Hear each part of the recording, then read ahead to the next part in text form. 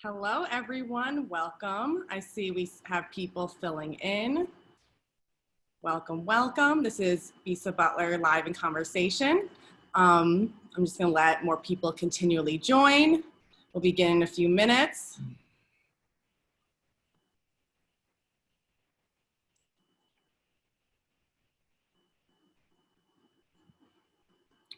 Welcome, everyone, to Bisa Butler live in conversation with the Katonah Museum of Art. We'll begin in a couple minutes. I'm just letting everyone join in. I'm Michelle, the Special Events Coordinator. And then here we have Executive Director Michael Gitlitz and Bisa Butler, who I'm sure many of you are familiar with. We're very excited to have her here. I hope you're all doing well and having a great weekend. Where I am, it's really nice out.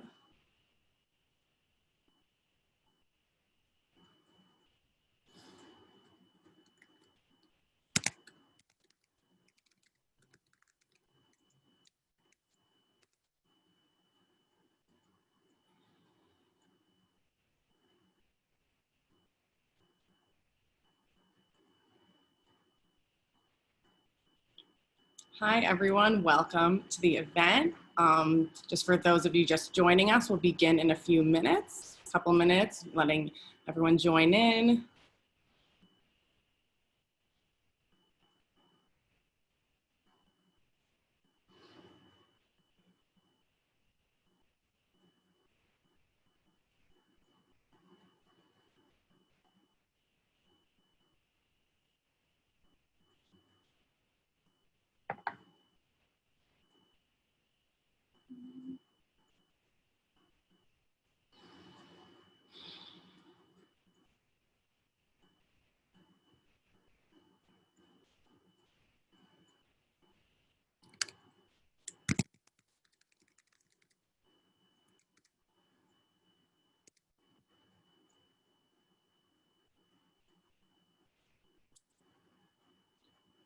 Welcome, everyone. For those just joining us, we will begin in a minute. I'm just letting everyone get settled, get into the webinar.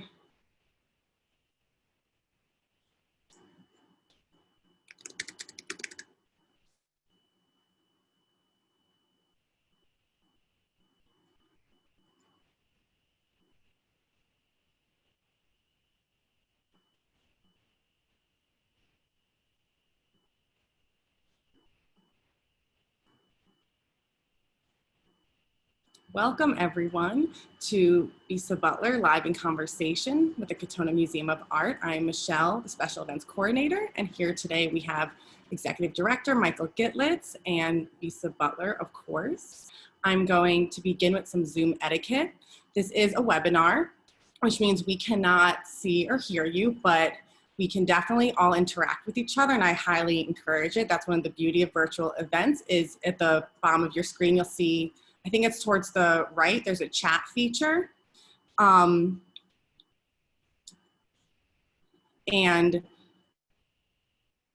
you can, please feel free to submit your comments and questions. Make sure it's set to all panelists and attendees for everyone to see it. We'll begin with an interview between Michael and Bisa, and then we will have a Q&A at the end. So at the bottom of your screen, you'll see a Q&A feature. Please submit your questions there, and that's where we'll choose from for the Q&A section. And if you have any technical questions, also put that in the chat. I will be monitoring it. Thank you for joining us today, and now I will pass it off to Michael. Thank you, Michelle. I would like to welcome everyone to the Katonah Museum of Art's special online event, Bisa Butler Live in Conversation. I'm Michael Gitlitz, Executive Director of the Katonah Museum of Art. And for those of you who have not seen Bisa's work in person, they are very difficult to describe. They're so complex and powerful, quilted portraits that explore Black culture, history, and identity. Bisa was a formerly trained painter, and she creates quilted collages of stunning virtuosity. She uses vivid and conceptually complex West African textiles to paint narratives. And I use the term paint in quotation marks because it is all sewn. These are largely based on old photos of family or from photographic archives, and many of the subjects are anonymous. She elevates these subjects to the status of royalty, mythical, and the divine. And Bisa Butler's work has now joined the collections of some of the most important private collections in the world and some of the most important museums. Now, for those of you who have not seen the exhibition, Bisa Butler Portraits, that has just reopened at the Katona Museum of Art, I strongly urge you to come see it. We have extended the exhibition through October 4th. And this is the first solo exhibition at a museum of Bisa Butler's work. And in October, it will be going to the internationally renowned Art Institute of Chicago. So welcome to all of you for attending this online event, and welcome to Bisa. Bisa, why don't you start off with your images, and welcome. Thank you so much, Michael. I'm so lucky to be able to work with you and to be able to get such a lovely introduction. So you've already given me a head start at what I would like to talk about. Hello to everybody else out there. My name is Bisa, and behind me is one of my pieces in progress.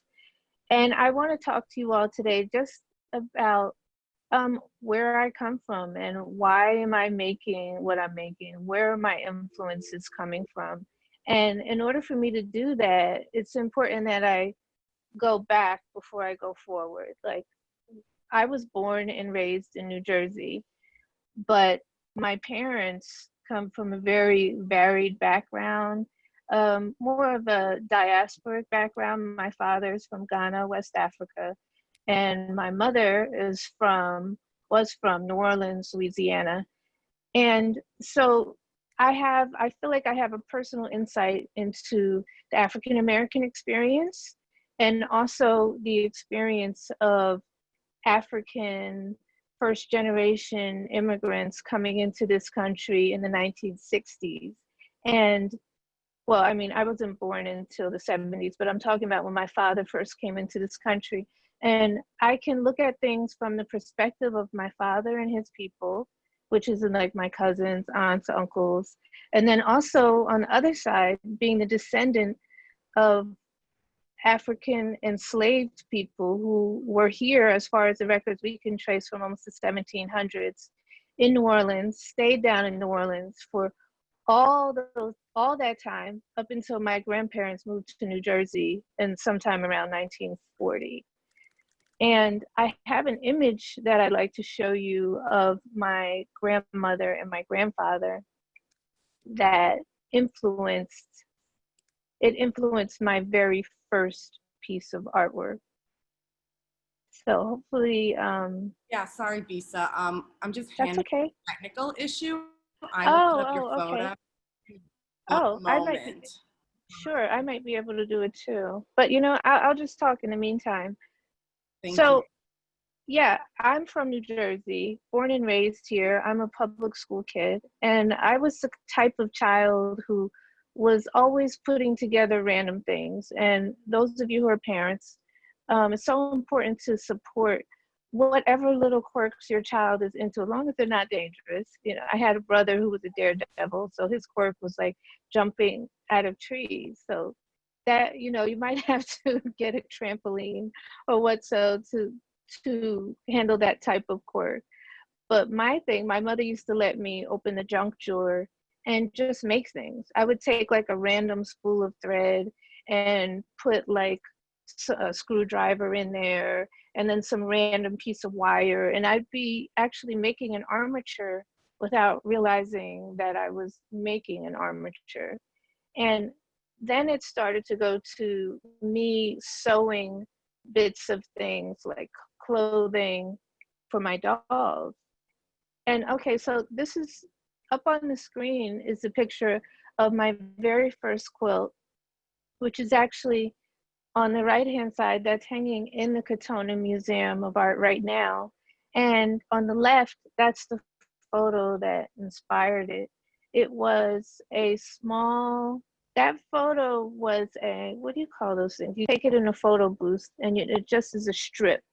And so my grandparents took that photo in a photo booth in the early 1930s in New Orleans. And this is when they were newlyweds. And I really was attracted to this photo because I knew my grandmother in her 70s. And you know, like all children, you're always surprised when you see images of your grandparents young. And I thought that she looked so lovely, leaning her head against my grandfather like that, that this photo always compelled me. So roundabouts when I was in grad school, I had an assignment and I needed to have a final project. At the same time, my grandmother's health was fading fast.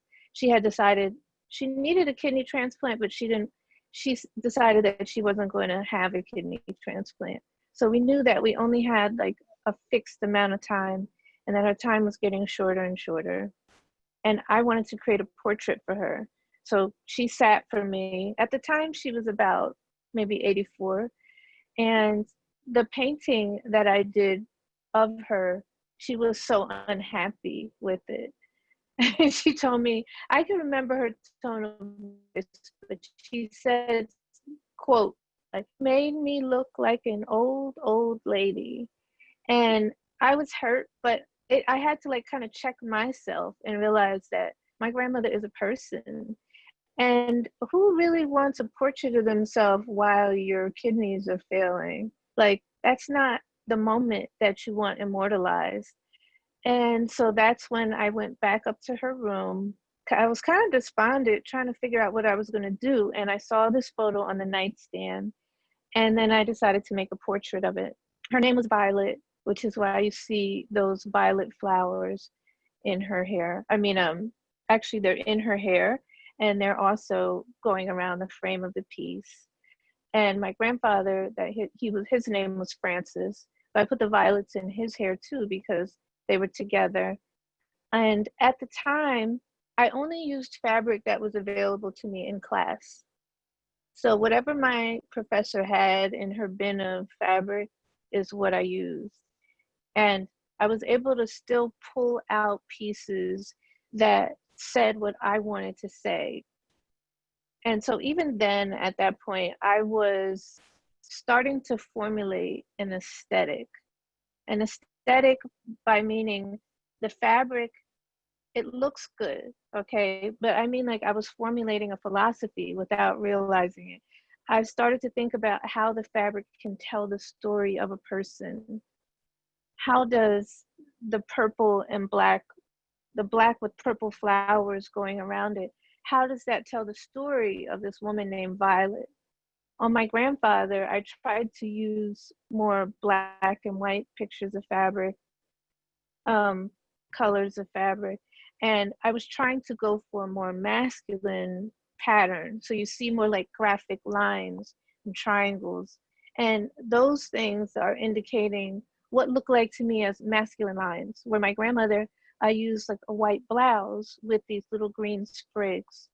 So her shirt is talking about femininity, but it was also talking about how she was with me, how she was gentle, how she was loving, how she was warm and affectionate.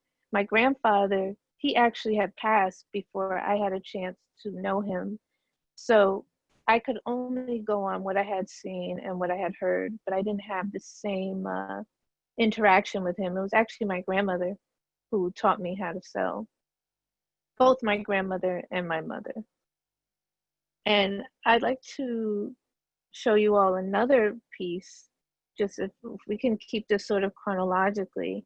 I started doing images of young children, and my very first subjects were still people in my life. They were still people that I actually knew, people who, they didn't particularly ask me to do a portrait of them, I was just interested in. So to the left is my goddaughter Anaya, who just recently turned 12 about a month ago. And to the right is one of my very good friends, Fiona, when she was a little girl, about 6. And she's my age now. She's a grown woman. She's a nurse. And she's been working during this whole COVID pandemic. Sometimes she works till, sometimes I'll get a text from her. It'll be like 1 o'clock in the morning. She'll just be getting home. She's a mother of 5, wife and mother of 5, and she's a brand new grandmother. Her eldest child, her son, just had a little baby. So these are people who I know, who I interacted with, but you can see that there's a transition now that I'm starting to use more vibrant colors. I'm starting to use a style that's more familiar, that more familiar to people who know my work. And you could see the work behind me, so it echoes what I was doing here. I'm using sheer fabrics. I'm using velvets and silks. I'm using cottons. So way back when I did the portrait of my grandmother, I had lace and I had cotton, but I was limited to what was available in class. And I was still sort of thinking about realistic skin tones. And when I started doing these color photos using, I mean, all vibrant colors, we're all color, I mean, brown, beige, tan, that's color. But when I started using electric blues and warm fuchsias and crimson reds, I'm tapping into more of an introspective and I would say like metaphysical feeling about what I feel about this person. What is their personality like? Who, are they warm and sunny? Are they more calm and cool? Are they more somber? Or are they more electric personality? The one on the right, my friend Fiona, I call that one the princess. And her face is split into warm and cool planes. On one side, you see mostly reds and fuchsias and yellows. And on the other side, you see these cool greens and blues. And I like to play with that light and dark a lot. There's 2 reasons. I'm thinking about colorism in the African American community. And, oh wait, I think I'm getting a message. Okay, I think I'm gonna move a little bit quicker. Sorry about that. We're talking about colorism, the African American community, and how we tend to judge ourselves based on either degrees of lightness and darkness. And so I like using bright, intense colors because they talk about personality and passion. And it also doesn't allow us to decide who is light, who is dark, and who is quote unquote closer to the white race, you know, and we want to be recognized as individuals. And then I'll just go quickly into my last slides so you all can just get a brief survey of what I've been doing at the Katonah Museum of Art.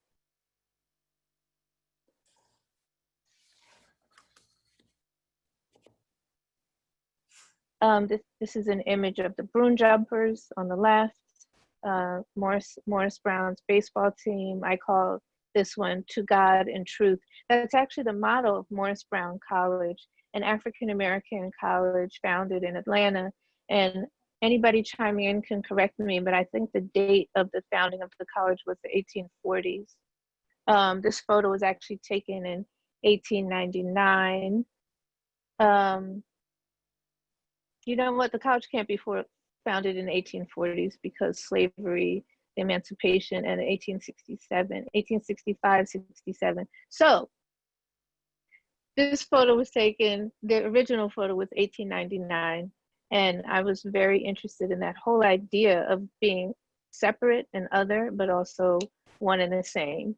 You are African descent, you are American, you want to play baseball, but then again, you can't vote. You live in a Jim Crow state. Everything is segregated.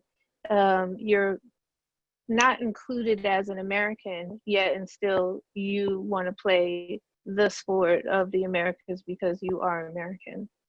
And so I'm going to end my slides here so that we can get into the question and answer portion.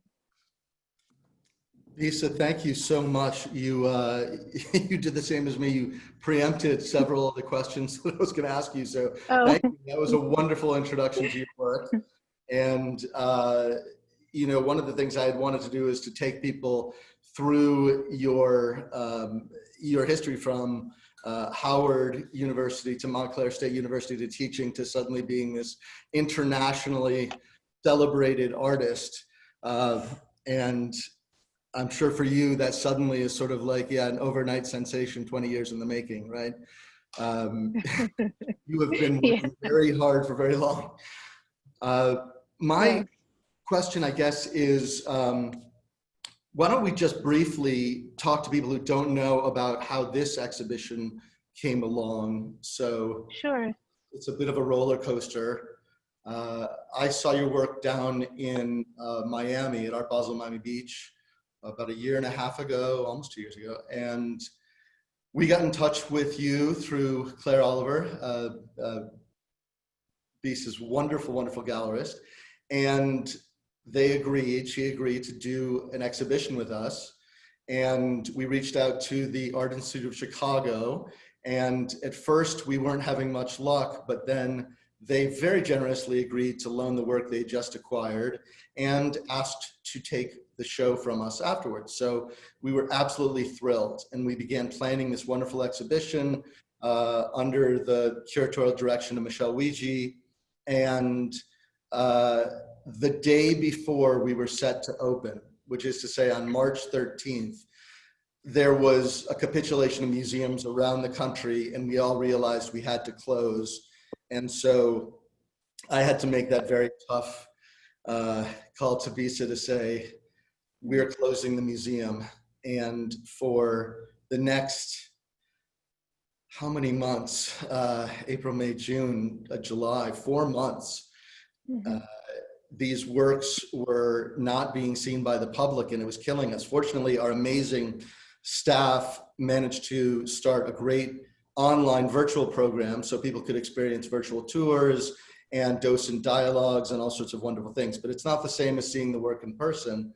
And so we just reopened last week and are thrilled that we were able to extend the show by 2 months, 2.5 months, so that people can see it. And we really, I don't know, we lost a few pints of blood, sweat, and tears over this, didn't we, Bisa?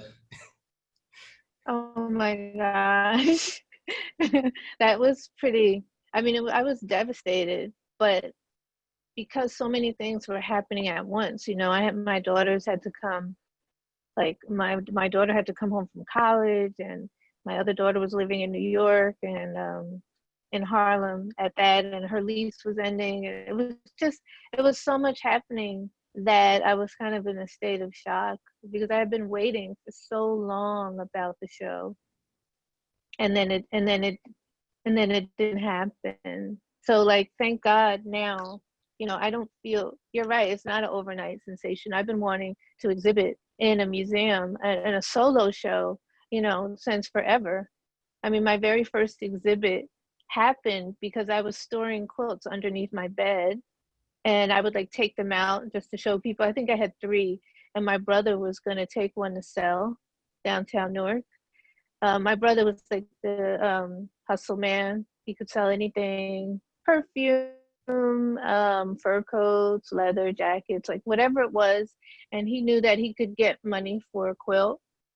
And I flipped out because he was going to walk out the house with a quilt. He was like, I'm going to sell this. I'll be back. I'm going to get you $100. And I was like, no, I'm going to have my quilts in museums. So that was back in 2002.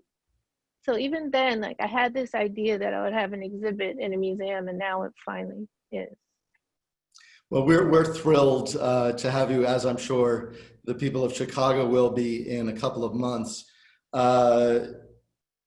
One of my first questions I wanted to ask you, and I know a lot of people are really interested in talking about your process and specifically how photography relates to what you do and is translated into these vivid quilts. You've spoken in the past about giving voice to the voiceless and faces to the faceless and uncovering lost histories. And I know you're concerned with how societal constructs decide who gets to tell the story. I think this is an especially important issue to discuss and explore in the context of the Black Lives Matter movement. And so I'd love you to speak a little bit about your process and how it relates to doing that and the choices that you make. Sure.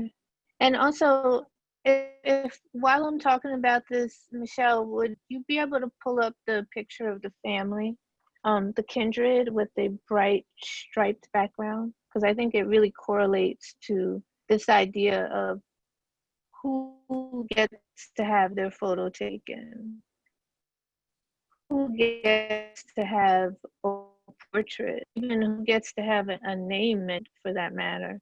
I started, like I showed before, with my own family photos. And so those would be snapshots. Yeah, this is the one here. Actually, both of these are good for that. So these are not my family members, but when I started working with Claire Oliver, I realized that I needed to broaden my scope, excuse me, broaden my scope. I could keep, I mean, you know, we have plenty of family members and old photos. I could keep going through those, but I wanted to have a wider impact. And so I thought, okay, let me just Google. So I think at the time I was looking up a Black man, but I'm very attracted to vintage photos. Remember that first photo that I showed was my grandparents. So I like photos from the past. I like black and white. That's an aspect of my personality, just to look back. What happened before me? I'm very curious. So I looked up which was the word for Black at the time, Negro man. And I got to the National Archives, Library of Congress. I mean, I could be wrong. I think it was 40,000 just under Negro man. So I don't even know if I had, you know, looked up Negro woman or what specifically. And both of these photos popped up as a part of a database that was holding photos of the Farm Securities Administration, which is basically photos that were taken during wartime or after, and the government or the president at the time saying, what's the status of Negro America? So the family photo I wanted to pull up because in this original photo, it was the mother and her daughters. And you're seeing the father and mother and the two daughters. The father wasn't in the photo. And the caption by the photographer or the administrator, whoever wrote the caption, put, father makes $1.25 a week at a turpentine factory. So he wasn't even in the photo, but because of that idea of absence and stereotypes, like I have a friend, she's Polish and raised in Poland, came here as an adult. She wasn't trying to be rude or offensive, but she asked me, why is it that so many why is it that most African-American children don't have fathers? And I was like, where'd you get that from? And she was like, oh yeah, I read it. It said 90% of Black children. And I was thinking, wow, like we all know that a researcher starts out with their hypothesis because there is something that they want to say. So if your original hypothesis or your theory after the interviewing who though? Everyone? Like that's just not possible. Saying that 90% of Black children don't have fathers. I realized that not only did this family not have the father in it, but he was at work. Their names weren't taken because these are documentary photos and they weren't deemed as important for the data. This family, if the father was making $125 a week, then did they have many photos? Did they have any? And would they have ever seen this one? So that's why I combine the two. The children and the mother, they don't have shoes. And it's not because it's summertime, you know, and they don't feel like wearing shoes. They can't afford them. But the father is working in the factory. He has to have a pair of shoes. And so I think it's just really important to tell the story right. You know, you can say a lot of things looking outside, but all the people I know, they have their dads.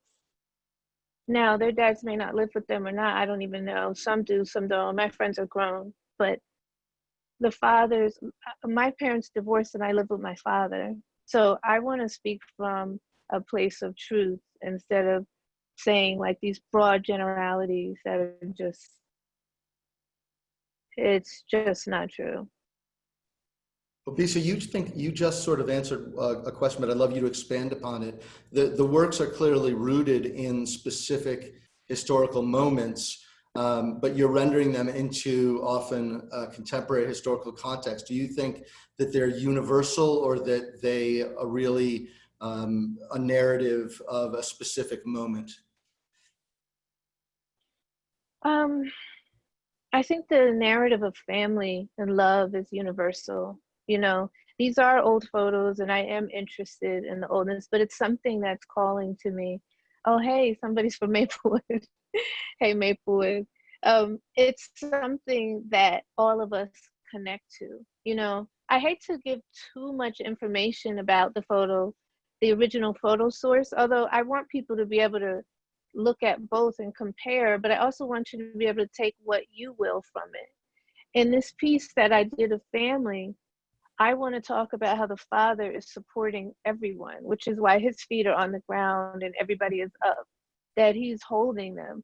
So I'm telling a story of that family because of the sacrifice that he made. But like I said, I'm also telling the story of my own family because my father is the one who was the immigrant who had really nothing. My mother's father was a diplomat in Morocco. She was raised in Morocco.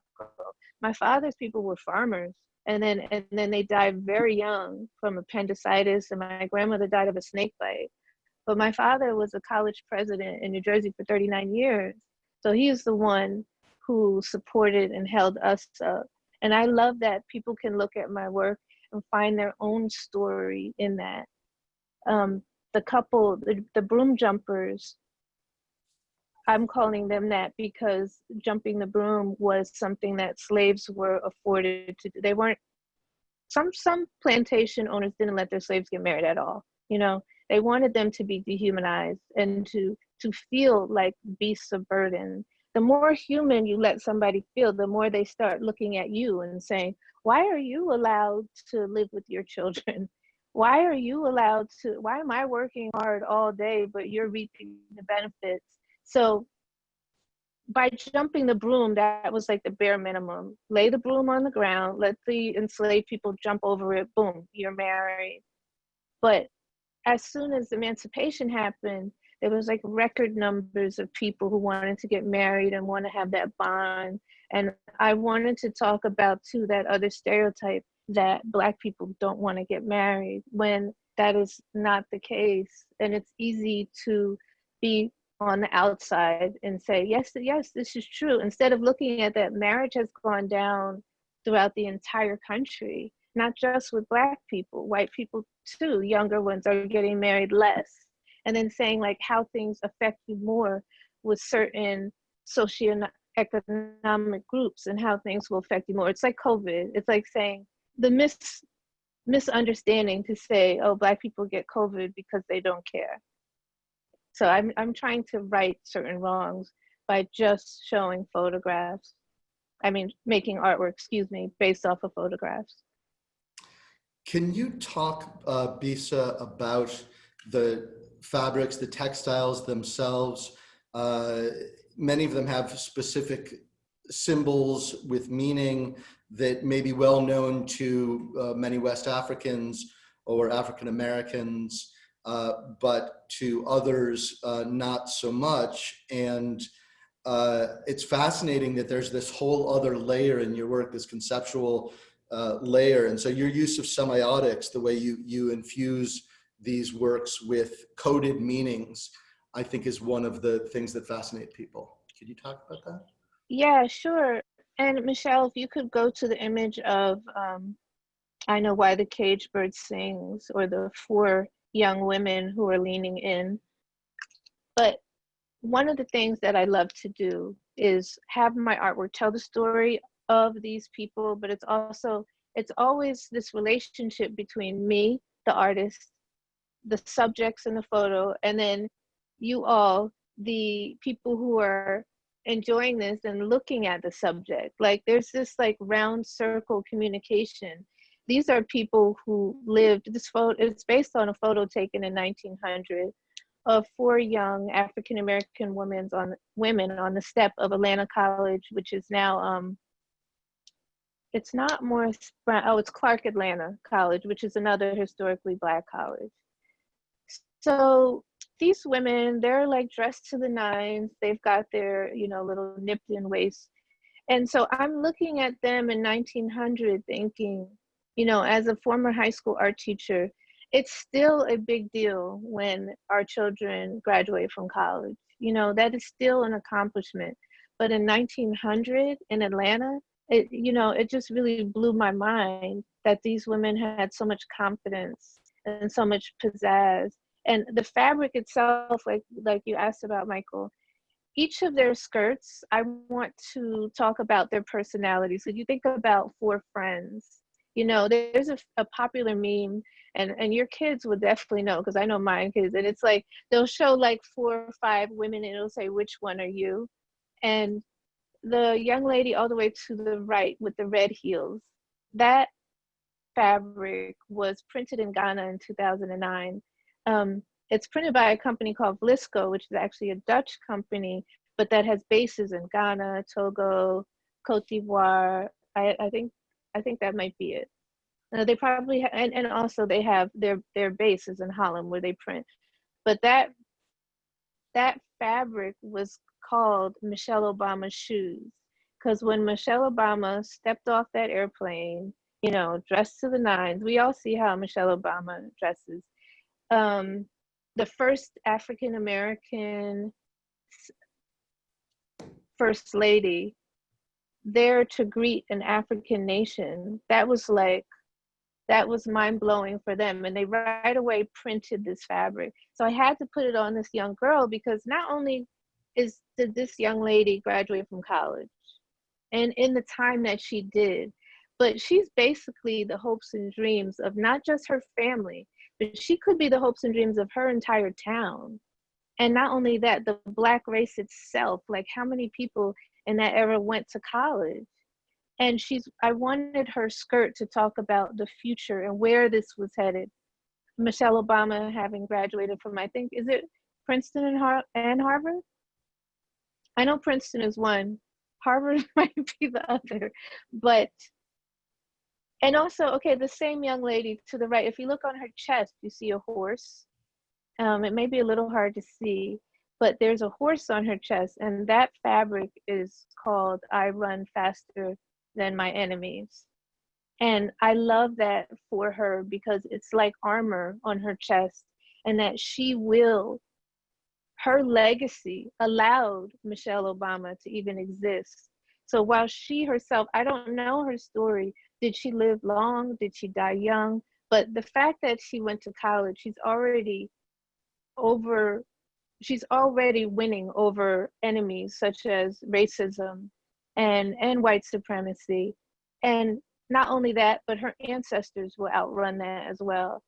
And then the next young lady, the name of this piece is I Know Why the Caged Bird Sings. And if you look on her sleeve, you'll see a bird in a cage. And one of the birds is caged and the other one is flying out of the cage, because I couldn't just leave the bird in there. Like I couldn't do that to her and to that story. And I was thinking of Dr. Maya Angelou and her story about what happens to a caged bird, or a spirit or a person who wants freedom, who wants education, and what happens when they are not allowed that. So that's why I had to allow for, yes, many of her people and our people still are oppressed, so the bird is in the cage, but then the bird can also escape that cage and is flying out, because you have to have hope. In Africa, that fabric is called If You Leave, I Leave. So there's the African meaning, right? And then there's our African American, and also American in general, because Dr. Angelou was for all of us, our sensibilities versus the African sensibilities. And if you leave, I leave, it could be in female solidarity, you know, like if I'm going, my girls are going with me, but it also has another meaning, like as far as a marriage. And if you step out, then I'm also stepping out. So we've got to be in this thing together. But each of them, the fans on the skirt are talking about wealth. And if you can afford an electric fan in the African marketplace, this is an outdoor marketplace. First of all, you have, I suppose, a long extension cord and a generator, but your stand in the African marketplace is cooler. So you can get more wealthy clientele and you're making more money. So that fan is talking about economic prosperity. When you see that ventilator, and in French, the ventilator or the fan is prosperity. And then as we move over, the young lady with the hearts, I was just thinking in every group of friends, you have to have one who's a sweetheart and one who has the soft spot. That was sort of me in my friend group, or at least I think it was me, but some other my other friends might say it wasn't. And then the last young lady, she's got the bird on her hat, which is a different bird. Speed Bird is talking about economic prosperity and moving forward and advancement. And on her skirt, she's got lots of bling. She's got tons of bling, because I want to talk about how, and also let's not just forget that women like shoes and fancy earrings, but also that's something that she wants. The reason why we go to college is so you can have a better life. Michelle, if you can go also to the broom jumpers, maybe Bisa, you could point out the use of that fabric on her hat as well. Oh, sure. Yes. I was just checking the time, making sure I am. I'm trying to speak fast because I tend to Oh, no, speak you're slow. doing fine. We're doing absolutely fine. Okay. The broom jumpers. I just want to say also what drew me to the broom jumpers is, if you can see, if I'm not sure how you all are seeing this on a screen, but if you could zoom in, you'll see that she's holding him with her pointer finger, just like she's got his little pinky. And I thought that that was so romantic and so sweet, because they actually went to a photography studio and took this photo.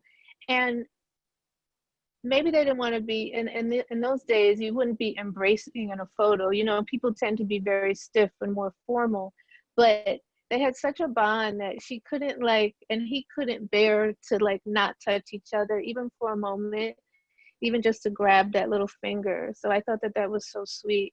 And if her hat is also the same fabric that I used in I Know Why the Caged Bird Sings, except for I used a different section of the fabric, and it's also a different colorways. And so it's still the same. And you're right, Michael, like this one does fit the original meaning of that. If you leave, I leave, was if you're in this marriage, then I'm in this marriage, we're in this together. So I chose the two birds and that one where the bird is flying out of the cage and another little bird is like having a little tete-a-tete. I don't know if they were lovers, but I wanted to put it like, the way I interpret it is that those two are the love birds. And her actual purse that she's holding, that little mini purse in her hands, is another fabric that was printed in 2009 when Michelle Obama got off that plane. I mean, she had such an impact on the African women globally that they printed Michelle Obama's purse and Michelle Obama's shoes. And they printed in all different colors. I ordered as many colors as I could. And somebody asked where I order from. I order from all of the fabric, the African fabric distributors, but the main one I order from is Blisco. I'll just say them because they're like the biggest. But there's, oh gosh, sometimes I forget.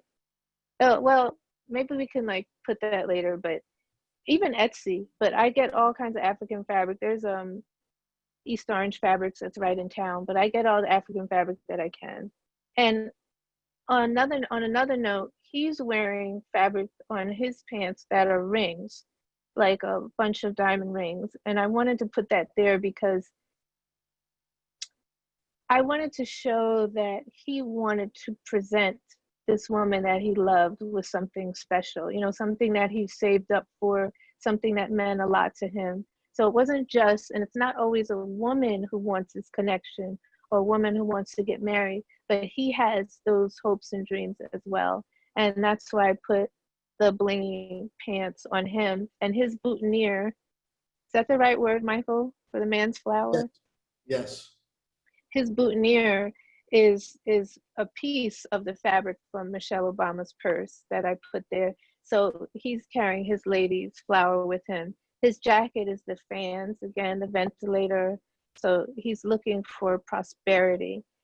He's looking for economic wealth. And her jacket, there's a series of rings on it. It's like a mint green, and you see a series of rings. Those rings are emulating the quilt pattern, American quilt pattern, the wedding ring quilt that people give.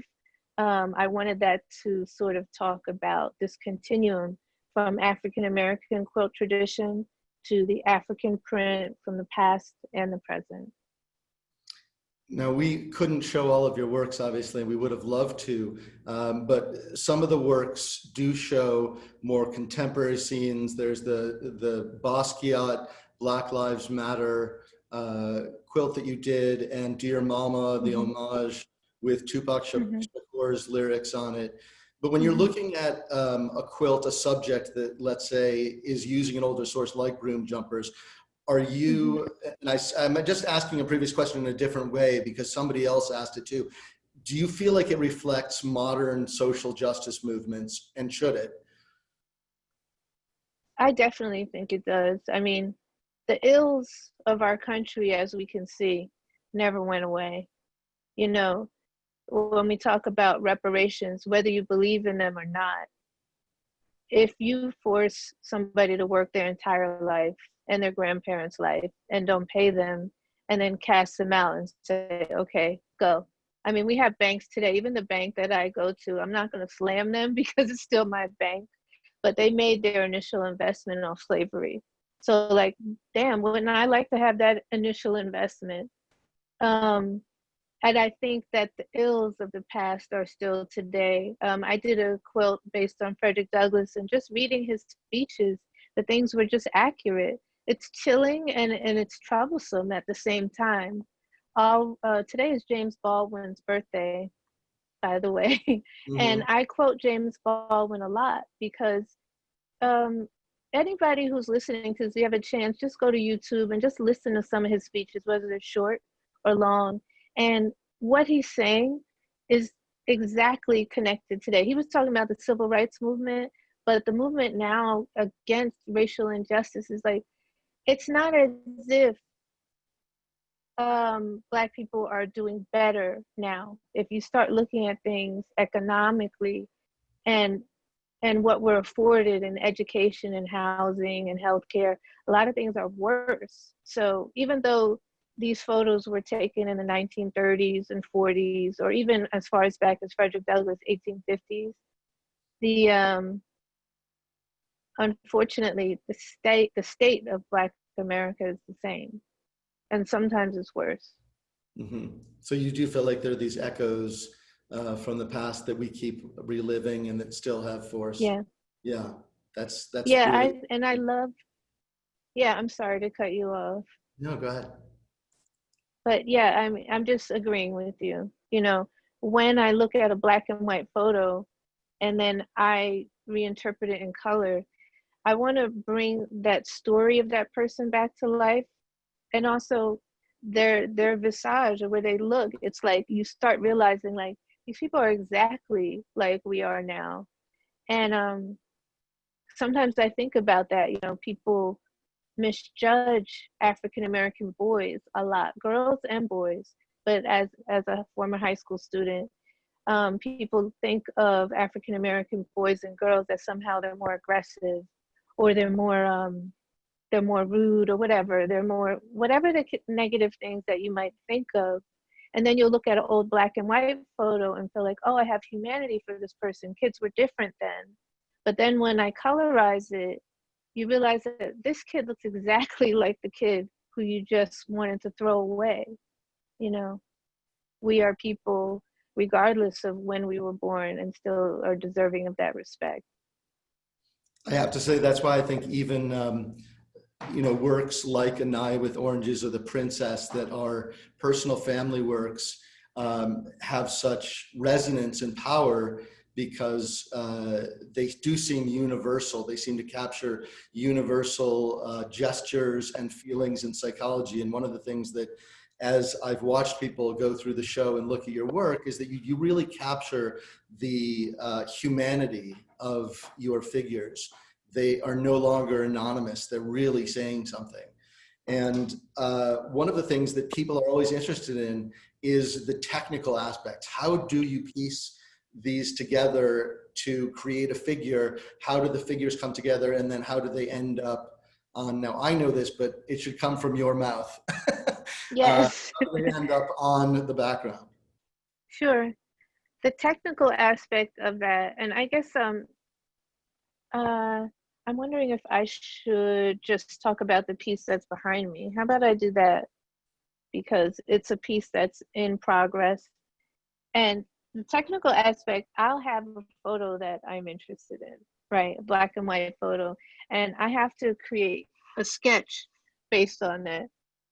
And this is a sketch that I did as a sample because my other sketches are really big. Oh wait, I'll put it close. So this is the sketch just based on the photo.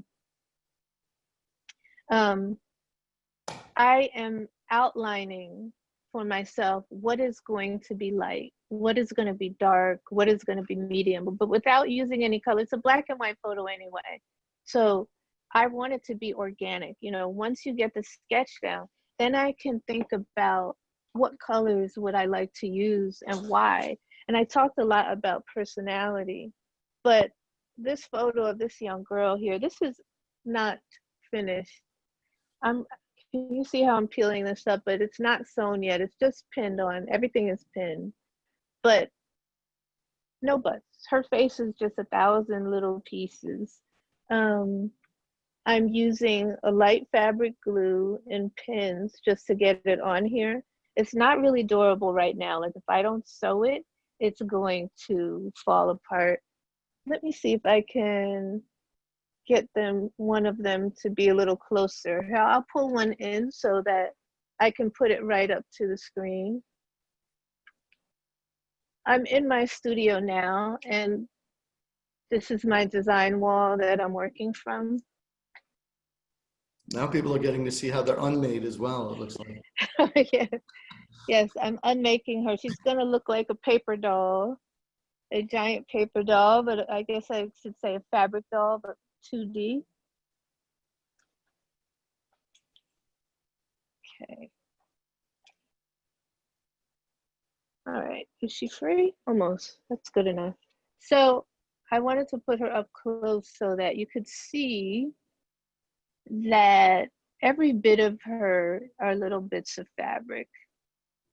And right now, she's lightly put together. The eyebrows are velvet, the eyes are silk and velvet and cotton. And every bit of her, I used a little lame on her ring so it would shine appropriately. Her jacket is all African prints, African prints. There's like a glitter sheen on the fabric itself. And behind here, it's just fabric. Like there's really no base on it. It's kind of funny. I don't want to like manhandle her, but she could be folded up quite easily. And I don't know if that helps explain it, but there's a sketch and then there's 1,000 little pieces that I put together and then I actually sew it. And the sewing comes after. This whole piece is gonna go on my huge long sewing machine that I'm actually sitting in front of now. And people are interested in that as well. Let me see if I can tilt. I don't want to knock anything over, but this is my sewing machine is here. There's no fabric on here, so there's nothing for me to sew. I'm not gonna put the brand name just because. Now, these companies sponsor people, so hey, sponsor me, a quilting company. But if you're looking for a big machine, it's called a long arm quilting machine, because people ask that a lot. And I went to a company that was near me in New Jersey, because it's a big machine. They have to put it together in your house. So you want somebody who can come to your house. I made a mistake of buying a machine from a company in California. Great company, but they couldn't come. And once it broke, I was out of luck. So, yeah. So some of the people are asking about the messages that you would give, not in a specific work, but that comes out of your work as a whole. There are so many children, so many school kids who have become fascinated with your work, and teachers and educators who are using it in their curriculum now. And so I'd love you to think of your messaging through their eyes, through that lens. For small children? Hmm. I think my message from the very beginning was the story of family, right? The story of people. But that became like a revolutionary message just by saying Black people were equal to any other people, or Black people have families. Like, let's just get down to basics. Black people have fathers and mothers and children that they love and they care about. You know, we want to be able to walk down the street and buy Skittles and jog like Ahmaud Arbery. And even if you mess up, like, I'm not saying like George Floyd, well, I don't know if he messed up, but I'm not saying that we're all angels, but you don't deserve to die, judge, jury, and executioner because you were accused of something. So my message, like plain and simple, is that Black people are human beings, you know, Black lives matter. And I'm not particularly, some people get bent out of shape about the Black Lives Matter movement without realizing it's just a human rights issue. I want to be able to exist. And so if I were teaching that to little children in the classroom, we could start there. And why should we pay attention to these people? Because we're bombarded with negative imagery from TV shows and movies. And I think I heard that Cops got banned, but it's more than just cops. There's just so many movies, even Disney movies, that you could watch and you think that it's all innocent, but then you start looking at, I don't want to go off on a tangent, but you start looking at things that are really putting a negative light on people of color, starting from cartoons on up. Well, I think it's having an effect. We have heard feedback at the museum that these works are initiating dialogues between parents and teachers and children about the lived experience of a Black person in this country. What is it like, and what these images represent? So I think you are starting a dialogue at sort of every level, which is what an artist should do, and what a museum should allow an artist to do. One of the things that people are wondering about, which comes up often, and we just had a question about the G's Ben quilts, but I'm going to make it a little bit more general, which is, how do you see your work in the larger context of quilt making in America? In the larger context, I feel like sewing, the art of sewing, quilt making, authentic American crafts are, they will die if we don't pay attention to them. And the thing that so attracted me and so many other people to G's Bend is that they kept that tradition. You know, the great-grands taught the grandmothers, taught the mothers, taught the children, and they had the quilting circle. So even the little ones, maybe 3 years old, could be the ones that you said, okay, I want you to organize all the blue scraps and all the red scraps. So there's a community, and people grew up making the quilts. And now, if that's not happening, then we're going to lose something that makes America special, that makes us unique, you know? So I feel like I, in a way, hopefully can influence people to pay attention to quilting again, or maybe just sewing. Even just sewing a button is like an accomplishment, or sewing a hem. You know, I have friends who, not calling anybody out, but they'll use like masking tape on the inside of pants because they don't want to sew. When it would be, you actually took more time to put that tape on there than to sew it. There's a social justice sewing academy. Sorry to interrupt you. Speak to Sure. the sewing is so important to you, because people always ask, isn't there painting on there as well? Come on. We knew you started as a painter, but really speak to this Yeah. symbolic importance of the sewing. The sewing is important. It's like, to me, sewing is like writing. It's like, you don't know how to fully take care of your items if you don't know how to sew. And we're like such a throwaway society, you know. If you get a hole in a sock, well, that sock is going in the trash, you know, or you ripped your shirt, it's over, or you take it to the cleaners to sew. But this is just a simple skill. The type of sewing that I do is just flat stitch. I'm not like, well, okay, it might be somewhat elaborate, but the basic sewing that I'm doing is just a straight stitch. I consider people who sew garments, to me, I feel like their skills are way beyond mine, because they're doing folds and draping, and they're doing all this like constructing, where all my work is flat, flat, flat, because that's what I can handle. So I think that it's important for us to know how to do the basic things. You know, you should know how to boil a pot of water. You should know how to write your name or do basic math. And I think that you should know how to thread a needle and be able to sew something simple. And people ask, what do the back sides of these quilts look like? Are you sewing all the way through? And how does the back layer, you know, get into it? You can even talk about your auditions that you do. Oh yeah.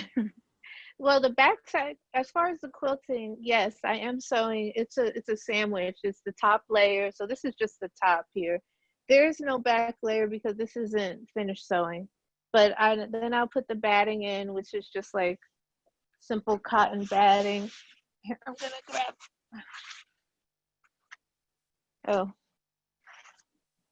Oh. Okay, simple cotton batting, but this goes inside the quilt. And then the back layer, I usually use like a canvas or something. This is cotton canvas, pink, but it depends on what the back cloth, what I want to use, if I wanted to match or contrast. And I audition hundreds of different backgrounds before I come up with the fabric background that I want, because this young lady, and then behind me, wait, there he is, there's the little boy, and then the dad, you can't really see him, there he goes, the dad. But all these thousands of pieces of fabric together, I don't know what background's gonna look good on him when I start. So when I start auditioning these backgrounds, I'm just putting background after background. I'm lifting them right off. I'm not even pinning them on the same way I just took off one of the characters, until I find one that looks right aesthetically, but I also wanted to support, what is the story? What am I trying to say about this family? Where are they? And I think of it kind of like a set designer thing. You have your actors, but what is the set that's going to support the story that you're going to tell? And I use all kinds of fabric for that. I usually tend not to use African fabric for that part, because I've got all these multi-layered tiny pieces. Aesthetically, it's just not going to work. Mm-hmm. But there are some that have African fabric. It depends on what the print is. And it's all about the story that I'm trying to tell. So I just want to say, for people who have not seen the work up close and in person, I think Bisa's being very modest. There could be hundreds and hundreds of individual pieces, even just in a face of one of her figures. And she does construct them with the experience of a painter and create modeling by putting translucent or opaque layers on top of each other that really give a sense of the solidity of these figures. These are not, they don't look like flat objects. You really feel as though you are in front of a very well rendered painting or even a bas-relief. I just want to take that and steer it towards something which a lot of people are interested in, and many in our audience have asked, which is about your influences. And I feel that your work, and you've mentioned this before, clearly has a place in the great history of the modern masters like Romar Bearden and Jacob Lawrence, or more recent artists like Faith Ringgold, or even a contemporary like Kahinda Wiley. But I also see in your work really a thread that goes back for hundreds of years to people like David and Ang and Sargent, who were creating political and social statements and narratives using portraits. And so I think everyone would love to hear, who are your influences? Who do you see yourself looking at? My big influences are really, they tend to be African American women who had families and were successful artists in their lifetime. Because I'm looking for the roadmap. You know, it's not the same as, I have a daughter who went to business school, then she got the internship at I forget what bank it was, and now she's at another big bank. But the map was so clear, the road to success. You know, these are the things that you need to do, and then you're going to end up here in executive suite, hopefully. You know, but as an artist, where's that map? Especially for as a Black woman and a mother with children and a husband, it's just not there. So although I like all kinds of art, like I wouldn't even, it's hard for me to turn away from any exhibit, but the people who I really have looked at are Elizabeth Catlett, Lois Jones, Mhm. Howardina Pindell, Emma Amos, who just recently passed away, Betty Saar and Allison Saar. Like, I'm looking for answers. Joyce Scott, the artist Glass Beads and Blown Glass. I'm looking for answers. How did they do it? How did they succeed? Do you go off to New Mexico like Elizabeth Catlett and just work and have your family, or are you able to, you know, stay sort of in your home state? Like, do you leave the country like some artists do, or do you stay here? And so the artists who I love, um, I'm looking for a roadmap. Alma Thomas, her work is gaining like new prominence, although I always admired her because she was the first graduate from my school, Howard University, in the fine arts department. But I love what she represents. This is like the how.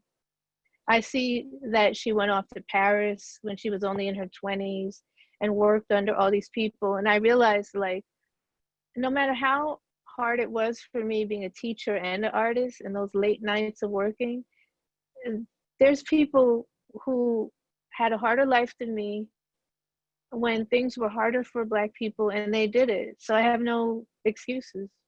Augustus Savage is a sculptor from, I think, 1900, 1920, and she was amazing. That was a fantastic answer. Do you think that the people that you're looking to as influences, not only because they are establishing a roadmap to follow, but do you think that they share some of the same concerns, either artistically or socially, as you do? Does that Yeah, pop up? I definitely think so. Yeah, I think so. When I read about what they went through and how they went through, I realize that their experiences and my experiences are almost not identical, but very similar. I mean, Faith Ringgold is alive, but she worked for many years without getting recognition for her artwork and her fight for women's rights and African American rights. Um, and her going to galleries that only showed women. Not that that's what she wanted, but she was marginalized into that. And then her fight to try to get her work seen by the fine art world, then she started putting writing and words around her quilts so that they could be taken as books, or they could be taken as paintings, or they could be taken as quilts, but she had to find a way in. So she's making those inroads. And I think it's exactly, for me, especially being a quilter, you know, she's already broken down those barriers. And who am I to sit back and be like, no, this is so hard, or somebody told me that my quilts are not art. She didn't break down those barriers for nothing. So fantastic. And do you think maybe a work like Dear Mama, with all the text that you've put on that work, or Basquiat, maybe is one of those works in which you're looking at the text from Faith Ringgold? yeah, sure, definitely. The influence of Faith cannot be overstepped. Like, when I started working, there was no other artist that I knew of who showed their artwork in museums, Black women artists who showed quilts in museums. The Gee's Bend artists came as a collective, but Faith Ringgold came out by herself. And Jean-Michel Basquiat, I mean, he really broke down the doors as far as street art went. And then he had a lot to say, like, a street artist doesn't mean that this person isn't intelligent or isn't educated or doesn't come from any heritage. And I really love the way he would give respect to those who came before him by, like, doing a painting of Charlie Parker, you know, or like his famous one, I think it's called Hollywood Africans, you know, just talking about how hard it is to be in certain spaces. And so I had to give homage to Jean-Michel Basquiat. And his nieces were actually students of mine at Columbia High School, or at least students of another teacher who I, like, adopted and made them my students. But anyway, but I felt the need to give a nod to those who came before me. I once made a quilt that was all denim, and one of the pieces in the show at Katona is the Jill Scott piece. Her face is made of all denim. But I got on that denim kick because I went to see the Quilts of Gee's Bend, and one of the Petways, and I don't remember which, had made a quilt that was made up from all her husband's overalls. And she said that she wanted him around her after he had passed away. She wanted pieces of him with her all the time. And so I asked my husband, who's still living though, for his jeans, and he donated some willingly, some unwilling, some jeans that I just didn't want to see him wearing anymore. And I took them and created, like, a series of quilts that were based off of that idea. So it was a direct, like, if Gee's Bend or Faith Ringgold or Jean-Michel Basquiat are the forebears, then I'm the one who's coming after, trying to learn from them. But they're not just stealing what they're doing, but, like, synthesizing it in my own way. Well, they say every work of art is a self-portrait. And so one of the questions that came up from our audience is, have you ever included your own image in one of your quilts? I have not. I did do, when I was painting more, I graduated with a bachelor's degree in fine arts, and then I have a master's in teaching. But in my fine arts program, we did have to do a self-portrait, and that's when I was gluing fabric. I didn't even get into that, but when I was in college, I had to graduate. And so they were not going to allow me just to have all fabric at Howard. That wasn't even part of the degree program. Fabric wasn't in it at all, as a matter of fact. You could be mixed media, but my degree was painting. I wasn't mixed media. So I could glue fabric on a board and have primarily paint. And one of my friends, Sabra, she actually bought that piece for me, maybe like 10 years ago or something. And I remember being like, why do you want this? Like, I didn't even think it was important at the time, but I'm really glad that somebody has it who will value it and take care of it. And then maybe one day I'll do my own, but I don't know.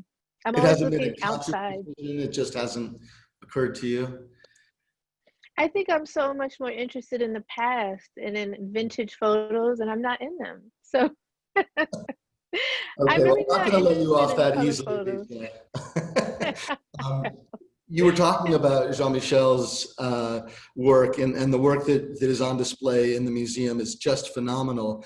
Now, if you had to start that today, there would be many, many more names, unfortunately, to be added to that. And I wonder if that's crossed your mind, you know, how quickly it becomes dated because the horror is going on. Yeah. When I saw it in the exhibit, it did kind of have a pang for me. And I realized that it felt really small, and, like, the names just didn't feel like enough. And it's not, I don't feel that there are more African Americans unarmed who are being killed by police. I just feel like we're recording them now, you know, or more of them are making the news.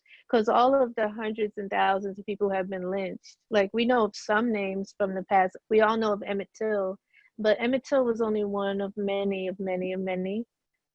But looking at it now, you're absolutely right that I feel like it's so incomplete. It's just not enough. And Well, it it's did fascinating inspire that me. people are just learning about the Tulsa massacre, and that Right. wasn't taught in history books until very No. recently. And I think I love watching people go through your show and they see the four little girls, and the people who Yeah. just by looking at the title, which has, you know, four little girls and then the place and the date, they know what it's about. And some people, they haven't been taught that. Maybe you want to expand No. on that. You are teaching people about history through these works. Right. When I started making these pieces, I wasn't really cognizant that so many of us had been miseducated. You know, that's the Miseducation of Lauryn Hill, like her famous album, but it's true. It's not just Black Americans, it's all Americans, and maybe all period. Like, I hate to speak internationally because I don't know what is taught in other school systems, but I can speak on my own. My own cousin, who was raised in Paris, a young Black woman, she didn't know who Frederick Douglass was until I posted the picture of him just last month for 4th of July. So it's not like she's not an educated person. She went to college, she's very international, but Frederick Douglass in American textbooks might be about a half a paragraph. So who knows what it is in a French textbook. And like, I want to talk about our story, the unknowns, but then there are people who are well known, but their stories are just glossed over or thought of as unimportant. I didn't know that the White House was built by slaves. I didn't know that the US Capitol was built by slaves or enslaved people. Like, that's a big story.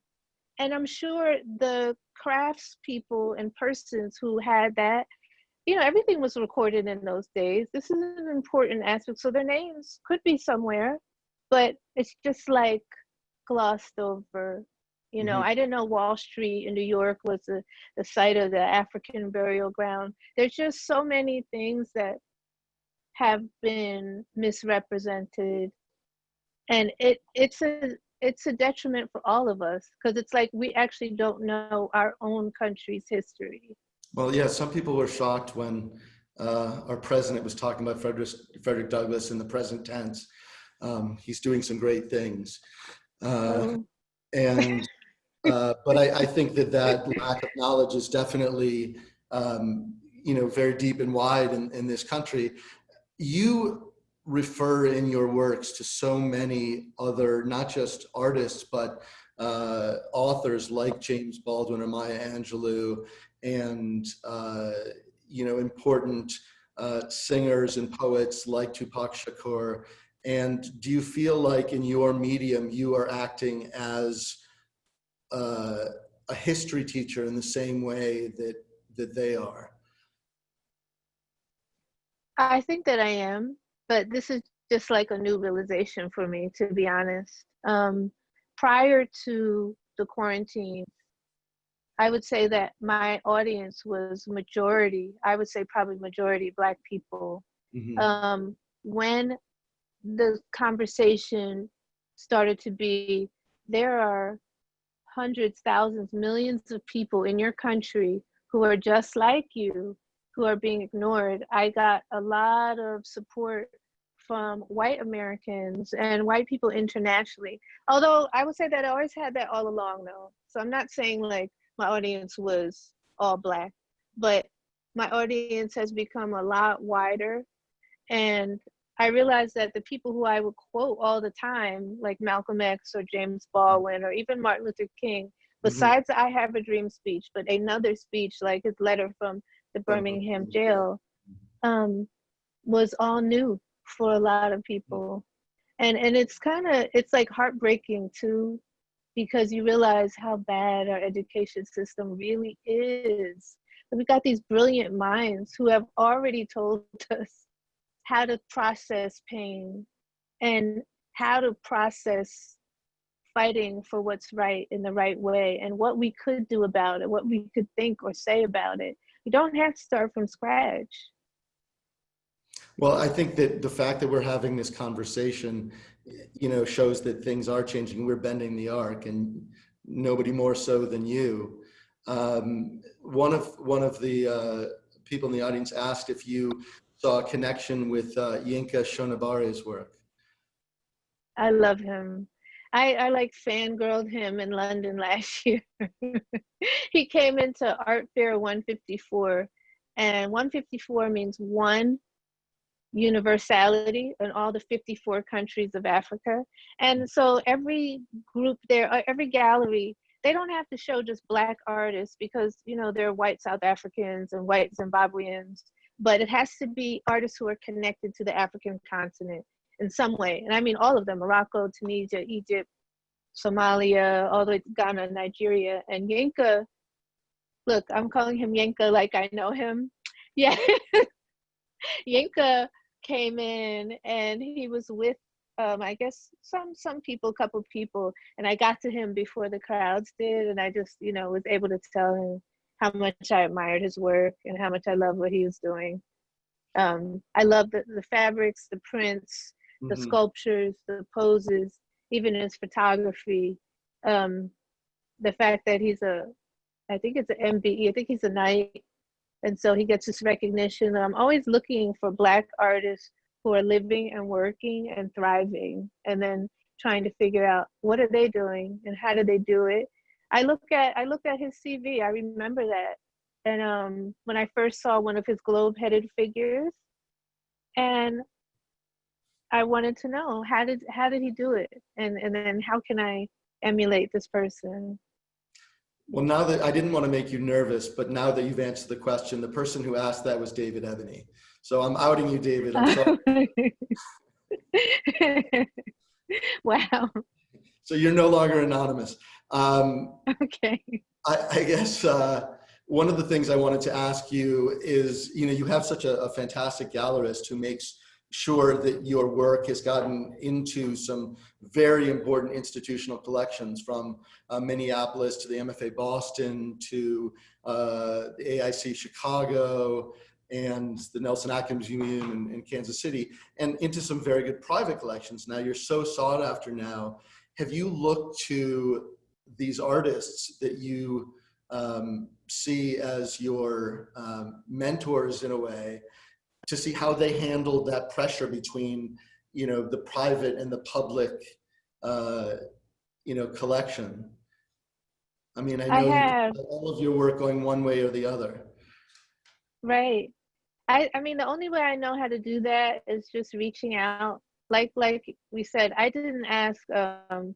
Shonobare for his phone number, but some artists I have more access to. Like I reached out to Deborah Roberts and Deborah Willis and her son Hank Willis Thomas, and I've had conversations with artists like Ebony Patterson, so that they can sort of tell me how is it done.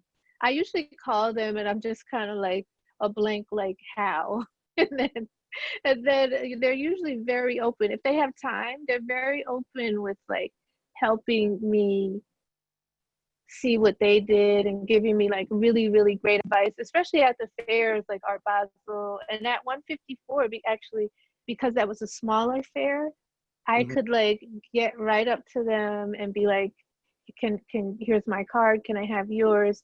Just to not overwhelm them at the time, but when you have time, please, do you have a moment to talk with me? And I think that's been the most helpful, is speaking to people who are really doing things right now. I saw Kehinde Wiley at, where were we? We were at Kerry James Marshall's show at the Met Flower. And my husband actually noticed him. I didn't. And then we went up and he was just so nice and like just chatted. And it was so I think the best way to learn is asking people, because this is a lot happening. Claire Oliver, she's actually just excellent. Like, she's a friend and a gallerist, but she'll talk to me because she's already done this with plenty of artists before. She's been working, I think, almost 30 years with artists of all different backgrounds and popularity. So it's been really helpful to have her as a friend, as a mentor, and as a gallerist to like help me process things. And do you feel like you are becoming more comfortable with the fact that you are becoming more public? People, you're not just recognizing Kenda Wiley and Kerry James Marshall, they're probably starting to recognize you as well. And you seem to be getting more comfortable. I want to go into the personal, because so many people have been asking on this webinar, Okay. how does she do it? How does she balance the work and being a mother and being creative, especially in this time of COVID-19 and being restricted? So. Well, I also want to mention that my children are 24 and 21. So sometimes people get the idea, because I talk about them like they're little, but they're not like 6 and 4. But this had to start somewhere, and that balance was hard, but my husband helped a lot. I have an extensive family network. You know, my mother, may she rest in peace, she's gone, but she was very helpful to me. My aunts Angela was very helpful, my sisters, and like I had a lot of babysitting help. And I always tell like young moms, don't be afraid to find a babysitter. I went to the local college, Kane College, and found a young lady, Martina, I remember, and she became like our family member. But I went on a bulletin board in the dorms and found a young college student who loved kids and was willing to babysit. But I used to make small little pieces, like the Basquiat piece that you mentioned. I made that while I was teaching. So I had to do pieces that were, you know, reasonable, that I could do within a week or two at home or out on a desk, like on a small desk. Sometimes I sat on the living room sofa when my kids were really small and like kind of crawling all over me. I had to find a way. And that was one thing that I always heard from artists, just work all the time. Sometimes I would only work for half an hour and do like one little thing. But as we know, like that adds up. That little half hour a night, at the end of 2 weeks, you have a piece of artwork. So now that my kids are older, they're mostly helping me. Like they'll make me dinner, you know. When I do lives, they're there holding the cameras. They're critiquing my outfits. They critique my artwork as well. So I've raised like these helpers, and my oldest daughter is actually going back. She's going to Pratt to study arts management, and my youngest daughter is at Pratt now as a printmaking major. So I'm creating a farm industry in the home.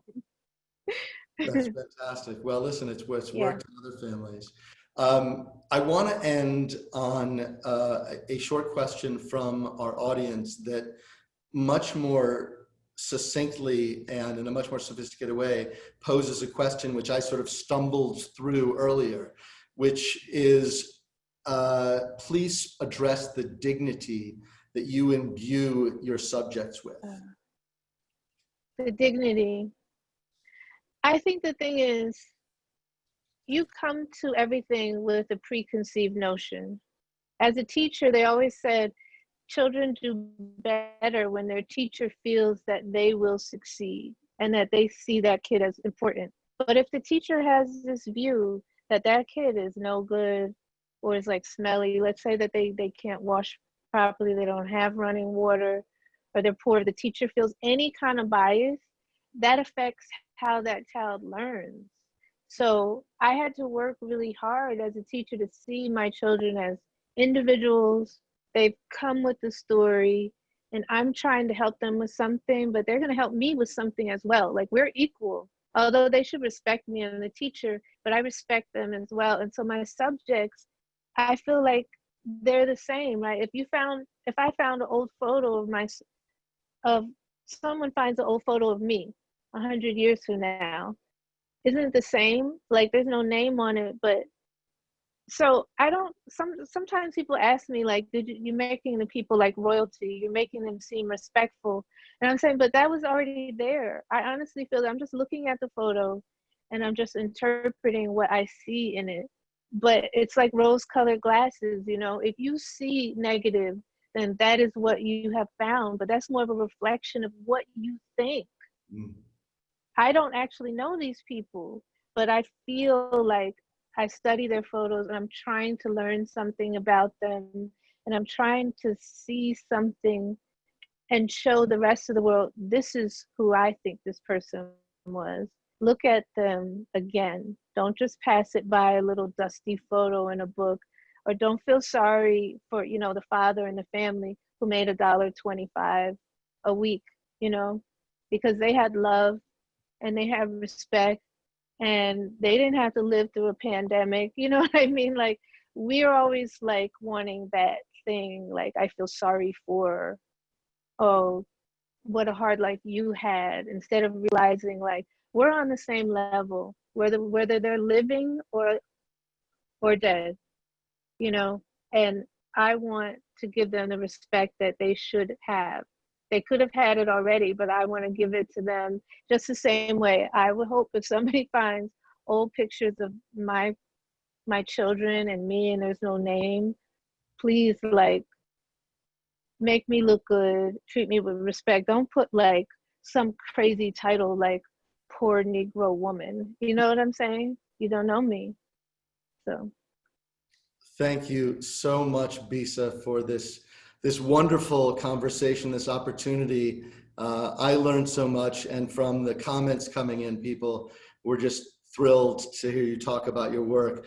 I just want to thank Michelle Rakowski again, and Michelle Ouija, our curator, and the staff of the KMA, as well as Claire, Oliver Gallery, and the Art Institute of Chicago, for collaborating with us on this exhibition. And finally, thanks to all of you out there in the audience. It looks like we've still ended up with roughly the number that we started with, so thank you for sticking with us. And